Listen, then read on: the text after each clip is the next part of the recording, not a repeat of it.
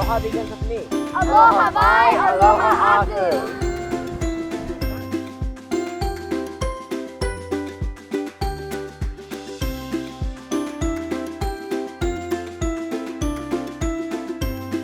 It's Genshi Price And Zoe Kaihue. with Hawaii Children Youth Day, as we are here joined with Uncle Herb Lee from Pacific American Foundation. We're here at the Waikalua Loko I'a fish pond.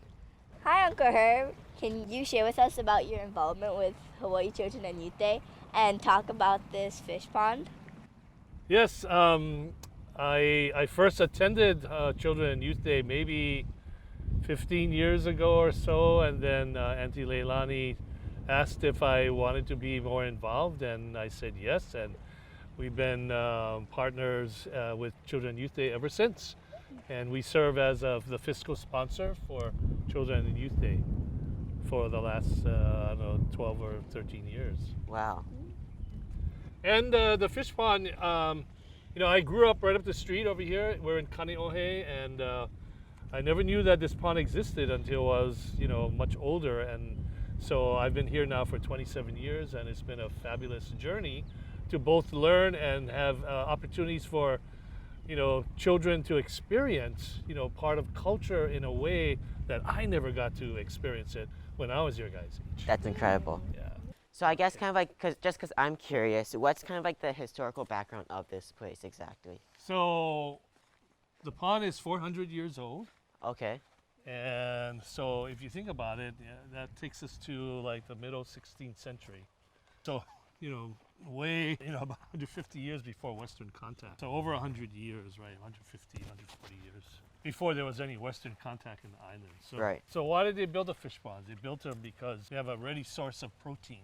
Right. So they went from going out into the open ocean, being hunters and gatherers, and sometimes you catch, sometimes you don't, to actually being able to farm fish and to be able to use this as like your ice box, right?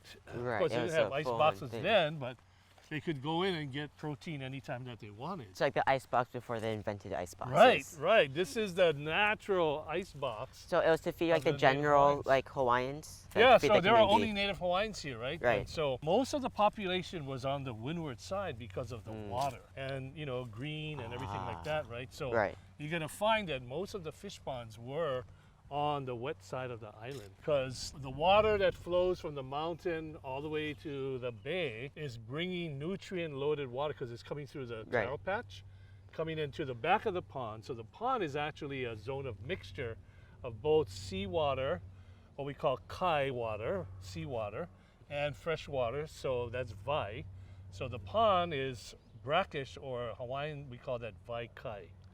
Vai kai water, mix of salt and Right. fresh Because water. of the ahupua'a, they had stuff from the taros. Right, and so the ali'i really love to have, they like the fish that were grown in the ponds, and we think, we don't know for sure that, because maybe the fish tasted better in a brackish water environment versus, all salt or just all fresh. Right. So we don't know for sure, but most of the ponds were designed to be brackish. And we have cataloged about almost 500 of these ponds that were built Wow. from 800 years ago till, probably the 1800s.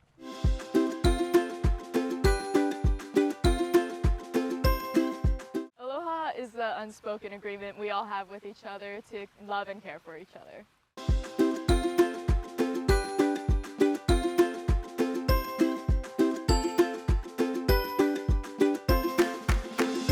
Hello, I'm your friendly neighborhood superhero, and I'm here to see a little girl. Let me guess, are you Spider-Man? Yes, I am. That's right. Hey! How you doing? How you doing? I'm good. Good Thank to you so see much you. for coming. So Oh, thank you. Tell us a little bit about yourself and your character. I am Spider-Man. I'm not gonna reveal my secret identity today, though. I feel like it's been put out there somewhere. I fight villains. I defend my city from Queens, if people know that. And I just like to, I like to keep the neighborhood safe. I like people to go out and feel like they're safe out there. Well, tell me a little bit about your fights. I've watched a lot of your movies and I'm a big fan. Oh. Tell me about your fight with Green Goblin. Oh, that one was by far one of the toughest ones. He goes right after my family. So I have to do whatever I can to stop him. He wants to blow things up.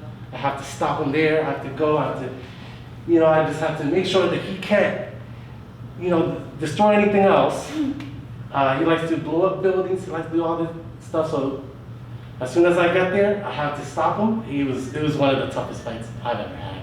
Yeah, tell me a little bit about Harry. Was that a little bit hard since he was like your best friend? I know. He was one of my best friends, if not my best friend after all. And when he turned, I was devastated. I knew that I had to stop him, but I tried everything I could to help him. So it was sad. Yeah. Yeah, well, thank you for sharing. So, how long have you been helping with Hawaii Children and Youth Day? Tell me a little bit about that and why you love it. Oh, this is actually kind of my first time, but I'm always available to help. I always like to be involved. I like to help out the children. I like to be helpful in any way I can, because I think that children are our future. So of course, I want them to, become awesome little human beings like myself. Thank you so much. Well, this year's theme is Aloha. What does that mean to you? Oh, Aloha means, to me, it means welcoming. Being welcoming, telling people that you're okay, it's okay to be here. Also be respectful. That, it's about a community and wanting to be together. And yeah, so that whole welcoming theme, really, for me, that's what I find important. Yeah. That's so great. And one last question for Yeah. you. Do you have any messages for all the kids out there that might be watching? Oh, yeah. Stay in school. I guess everyone said that. But focus on what you love and work toward that. And there's not anything you can't achieve if you don't try your best at it. Well, mahalo so much for being here, Spider-Man. You're so awesome. Thank you so much. Aloha! So in Kaneohe Bay, there were probably over 3 dozen ponds. Now there are about a dozen left. And Right, that's there's a one lot near because Kings. most of the ponds are, out of the 800, there's only about maybe 10% left. So there's many different kinds of fish ponds. This one is called a Loko Kuapa. Loko Kuapa. Can you say that? Loko Kuapa. Yeah. So Loko Kuapa is typically a walled area like this that separates the ocean, or in this case the bay, from the pond. Okay. Now there are other fish ponds that would occur upstream, and then they build ponds upstream, or they build ponds in a way where maybe there's sand dunes and things like that. So they have different names for those, but this one is called a Loko Kuapa. So now we're walking on the Kuapa, and it has not been duplicated. This style of architecture and engineering has not been duplicated anywhere else on the planet. It's incredible. It is unique to Hawaiian culture. Right, because of our environment, they have to adapt to it in a specific way that's special. So how much of this is still in its original state, or is it all fully refurbished? No, I mean it's pretty much in, what you're looking at now is probably really close to what our ancestors saw in terms of the size of it. With all of this stuff, it's... So it kept its original landscape, just made sure that it got upkept. Yeah, and then everything Mauka was like taro fields. And then later on rice fields all the way up. So the stream came down, and then it went through the taro fields and then the rice fields, and then it came into the pond, Right, so you always got food no matter what. Yeah. And so, I mean, the bay hasn't changed at all, right? Right. That's still, the islands are still there. I mean, it's pretty much been the same, except you got more stuff on the land. Right, but the originality of the Aina is still very much intact. So you see that clump over there? Yep. That's our other fish pond that we own. Oh. So in 1995, when I started this one, it looked like that. You couldn't even tell that there was a pond. Every fish pond has a ku and a hina stone. Okay. It's a male stone and a female stone. Mm. So this is the male stone Okay. because it's supposed to look like a phallic rock. Oh, yeah. And the male stone is always going to be on the east side of the pond. So Oh. sun rises right over there. That's the Right. east. The hina stone, you follow the path of the sun, is going to be on the west side. So you see where that canoe is over there? That tree where the cars are parked? You Yes. see the 2 coconut trees and there's a canoe on the left. Right. There's a hina stone over there, which is the west side. Okay. And the story is that gave your first tribute, your first harvest to Ku and Hina so that you would have a prosperous season. Ah. So every pond has one. Okay. We didn't find this until we were working on the pond for 15 years. Wow. So it's And just it sitting was just here- out there, but it didn't want to reveal itself Uh, because it was buried really deep. And then one of our kupuna just happened to see it, started digging around and realized that, you don't see too many rocks that look like this, oh no. sort of, tall and rectangular. And then the hina stone is a large, flat stone. It's total opposite to this. And then our other kupuna found it on the west side.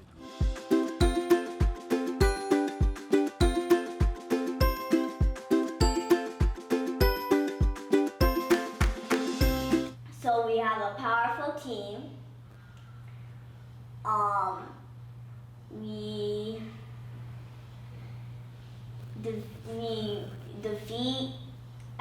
We defeat bad and make sure everyone has a happy time. I'm not sure what you are. What are you? It's okay if I turn around? Sure. You're a Power Ranger! So I got a question. What Power Ranger are you? The golden one. The golden one?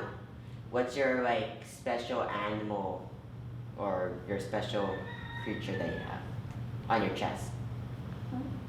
I think I don't really have a robot. You don't think you have one? No. No? Well, I got a question for you. Who's your favorite Power Ranger to work with? My favorite Power Ranger to work with, Yeah, when you're battling people. the red one, The red one? because he is the leader. Well, the alien is the leader. Well, I'm the actual leader, You're the leader. but I because he's the second leader. Oh. Okay, that's awesome. Now, this year's theme is Aloha. What does that mean to you? It means love, love. Love? Have you been a part of Hawaii Children Youth Day before? No, this is my first time. This is your first time? Well, welcome. And lastly, do you have a message for the other kids out there that may be watching? Yes. So give good to good and nothing to bad. Great message. Well, thank you so much for coming onto our show for Hawaii Children Youth Day. You want to strap with the camera with me? Aloha. So, our ancestors left us clues about certain things, but nobody left us like a manual or a handbook, like how to build a It's like pond. filling in the blanks. Right, we had to kind of learn by doing. We call it makahana ka'ike, Ah, learn by doing, right? And you make mistakes, and it's okay to make mistakes because as long as you don't keep repeating the same mistakes, you learn from your mistakes and you get better, right? right. And that's how they kind of developed, through powers of observation and watching the moon, the currents, the flow of the water. They were able to design these wonderful feats of Hawaiian engineering that have not been duplicated anywhere in the world. And it still works. Yeah. It still works. It's so simple. Doesn't take any electricity. The water goes in and out every day. We don't have to do anything. That's nature. All you have to do is just set up a pond. And this is considered a baby pond. Really? Can you imagine the largest pond was over that mountain? We call it Kawainui Marsh now. That was like 600, 700, 800 acres Wow. in size. And then that area, you guys know where Hawaii is? Yeah. That was one of the second biggest ponds. That was about 400, 500 acres. Wow. And that's called Kuapa. Kuapa. What they call kuapa. Kuapa. So big. Yeah, so Man, imagine the upkeeping of that. Not, so let this alone is the only billions. 11 acres. This is baby size. Well, I'm gonna tell you about the makaha, which is the gates Oh, right. that allow the predator, try to keep the predators out. Right. And there's enough space in between the gate so that the baby fish can come in. We call them pua. So it's like Pua ama or pua i'a fish. And then they come into the pond, they're herbivores. right. So they're eating the algae or the limu, and then in a few months they grow big enough to kind of get back out. Ah. That's the So it's like a nursery, except it's also a trap. yeah, and it's also to keep the predators out. Right. So it's protecting them, but it's also make sure that Yeah. they're growing enough so they can sustain Right. us. Our pond is designed so that you never have to feed the fish. because they use it as a full system to be able So if they're herbivores, what are they eating? vegetables. Yeah, they're eating all of the algae and the limu inside the pond. So this is the brilliance of the Hawaiian people, right? So do you think that they understood the term photosynthesis? I wouldn't think so. No, they never heard of that, right? No. But they knew the cause and effect because they knew that the fish, the herbivores, the mullet and the ava, were herbivores, right? So they're eating the algae and the limu, right? Right. So all you got to do is figure out how do we grow as much algae and limu at For the them bottom to of the eat. pond, so that's their food source. Right. Now, if the water in the pond was way too high, the sun cannot penetrate, right, for there to be really efficient photosynthesis Right. happening. If the water is too low in There's the not enough summertime, space. it gets too hot, So they right? need It's to kind of figure like the that three out. bears, right? Too Right. hot, too cold, medium. Right. Just So the right. medium was 30 to 36 inches of water in the pond all the time. So only like 3 feet. Yeah. 2.5 to 3 feet is the ideal water in the pond so that whenever the sun comes out, the plants in the pond are getting that food. And then the fish are eating So it's that. an all-you-can-eat buffet for the algae, fish, and the Us. people. So now guess what? So how do we get 30 to 36 inches of water in the pond every day? How do we do that? I would think maybe you guys would just make Well, you would have to have the walls a certain height. And the water is going out Right. every day. We're standing right over this aowai that the water passageway, Right. right? So you need to make So- sure there's a balance to go with the tides. Yeah, I mean, you could actually measure the volume of water that's coming in and out every day, right? Right. But they didn't know math, they just observed, right? And how did they figure out that we needed 3 of these? I have 3 gates, right? Right. 3 of these to bring in enough water into the pond and for our water to go out every day. Well, I would say definitely trial and error. Yes, observation. Isn't that cool? That's incredible. And they did this like 800 years ago. That's amazing.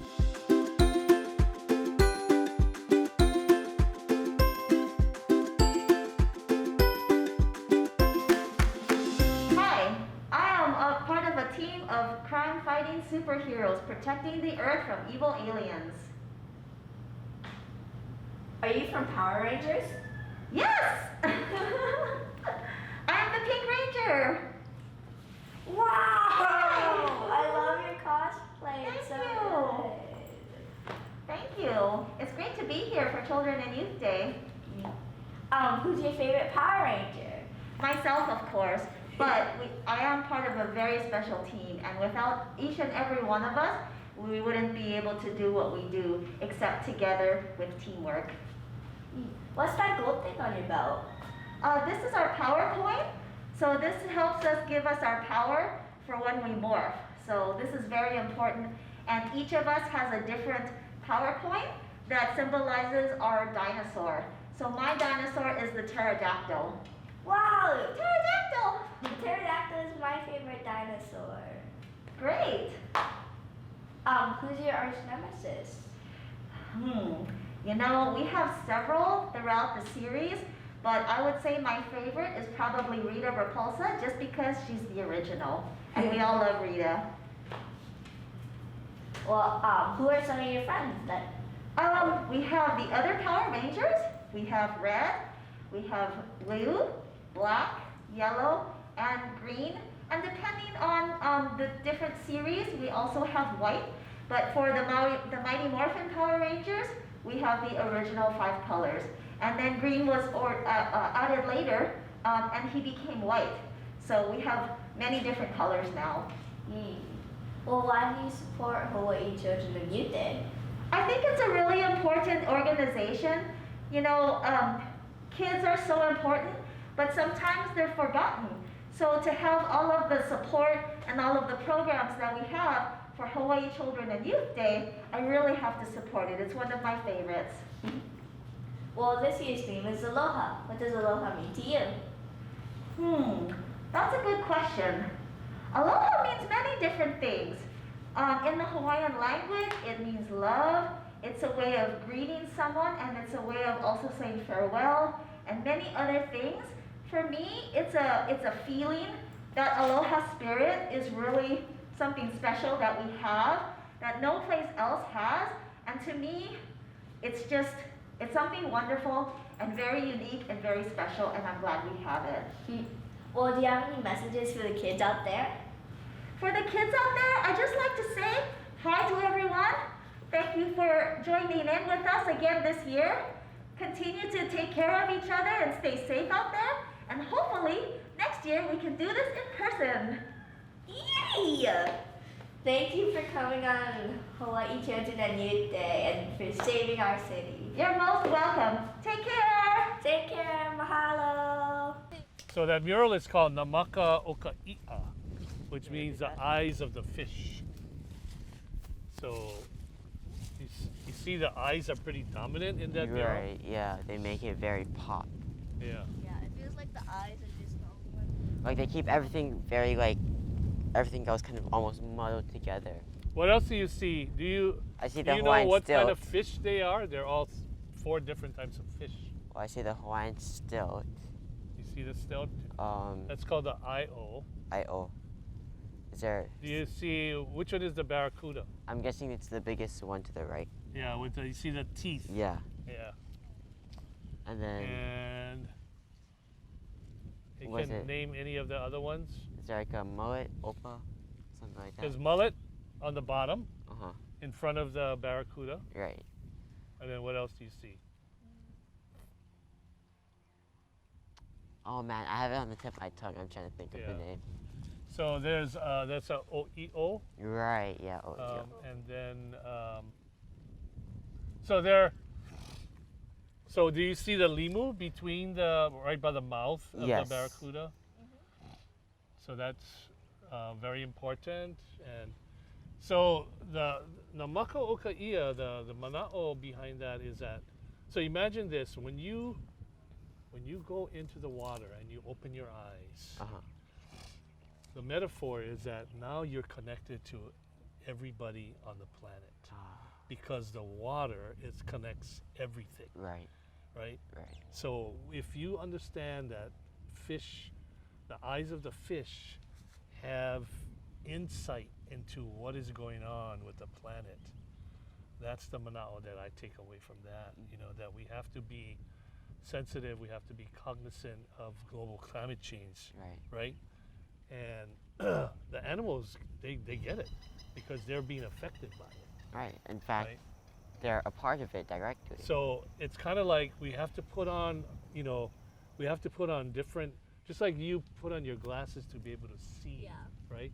You take your glasses off, then you cannot see as much, right? Yeah. So if we put on the eyes of the fish, then hopefully we can see more that's impacting the planet Right. through the ocean that connects all of us. Looking at things on new perspective. Yeah, isn't that pretty cool? It's pretty cool. So that's kind of the metaphor of the mural, that it's not just about the fish and this environment, but it's being able to take that metaphor of being able to see things that other people don't see, because that's going to help us hopefully correct some of the bad things that are going on regarding climate change. Right. And Like the looking environment. at the bigger picture. Yes, exactly. Instead of Exactly. honing on one certain thing, you're looking at the entirety of their situation. You're looking at things holistically now, Right. and and how everything is connected. We're all connected, right? Right.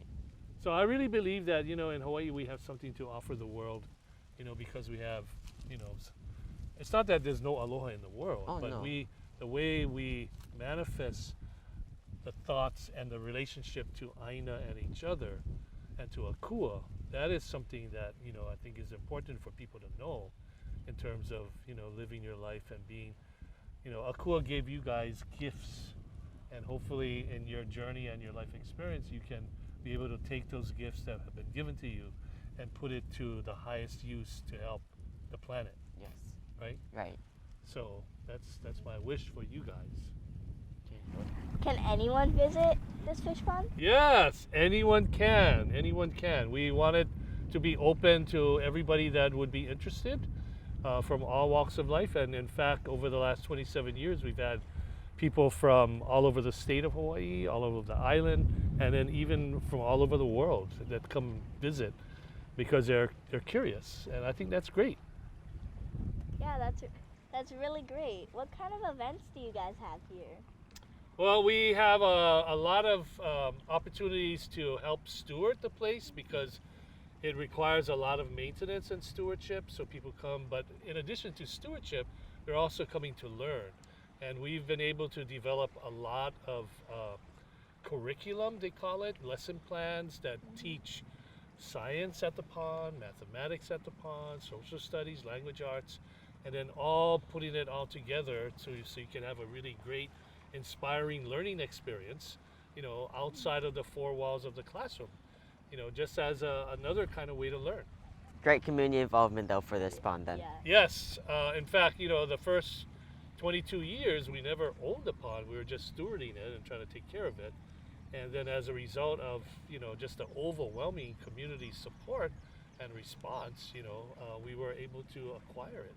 So I give all of the thanks and praise to our community for allowing us the opportunity to be able to not only acquire it, but to have it, remain an ancient Hawaiian fish pond for perpetuity, forever, so that it'll never be developed, and this could be something that we can all continue to learn from in your guys' generation and maybe, the generations beyond. How can youth get involved? All they have to do is, talk to their family, talk to their teachers, the schools, or go to our website and just say, hey, I want to come down, and we'd be happy to, host you and have you experience, whatever you want to experience in whatever time that you have.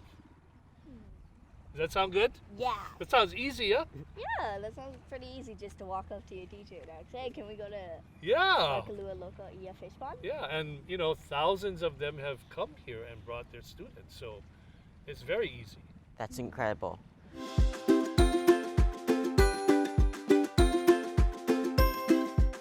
Aloha is what connects us as a community, and it's what makes Hawaii our home. Now, obviously, we're standing on a piece of preserved ancient culture Yeah. in its raw sense. What is the importance of preservation? What kind of work entails towards it? Well, if you think about, this idea of looking to the past to chart a way forward, right? So we have the opportunity to stand on the shoulders of our ancestors because they put a lot of hard work into this place, and the purpose of it was to help feed our community. I believe that even in the 21st century, 400 years later, we are kind of still in the same place, that most of our food comes from outside of Hawaii. In fact, 2/3 of all of the fish that we eat in Hawaii doesn't even come from Hawaii anymore. So I'm hoping that as we restore and learn more about the fish ponds, that we will be able to provide fish and other aquaculture foods for our home community to be able to feed each other, and that's my hope for the future. Feeding out us with information and food. Yes. Sounds pretty good. Yeah. So, as this year's theme is very centralized around Aloha, how does Aloha and Aina kind of link to this fish pond? Well, many years ago, one of our curriculum projects that we worked on, Uh-huh. we named it Aloha Aina after inspiration that came from Kupuna. And so, if you think about the word Aloha Aina, you think that, okay, where does aloha come from? And we've been taught that, that for me, it comes from akua, right? And that aloha comes into us, and then we have the kuleana to share that aloha. We call that aloha kekahi I kekahi, sharing it. And then, if we can understand that essence of aloha, then we can begin to understand what it means to aloha aina, right? So it Right. flows, from akua, it flows through us, through all of us, because no one of us can do this work alone. We need to share that aloha so that we can malama aina as well, So if we have aloha for aina, then hopefully it'll be easier for all of us to collectively malama aina and take care of these places so that it can feed all of us, for the next generation and the next generation. And then we can have fun learning too while we're doing that. Does that sound good? It sounds Yeah, awesome. That sounds great. So what does it mean to you personally to be able to pass down these teachings to our youth today? When I started this journey, I had no idea what I was getting into, and I had no idea that it would be such an important educational choice for our youth, our children and youth of Hawaii. So every day I feel honored that I have this opportunity to be able to talk with, children and youth like you guys, and to be able to share what I've learned and hopefully pass on the knowledge so that hopefully someday somebody will come and take my place and we can continue this legacy, not just for us individually, but for our community collectively, right? Right. Because we live in to me, one of the greatest community classrooms on the planet because our weather is so good, right?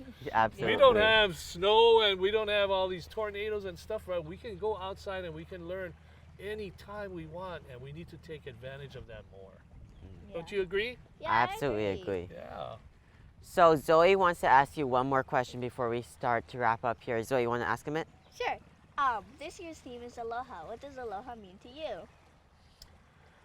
Aloha, I was taught that there are 150 levels of aloha, and that you would be lucky that if in your lifetime you can learn even half of it.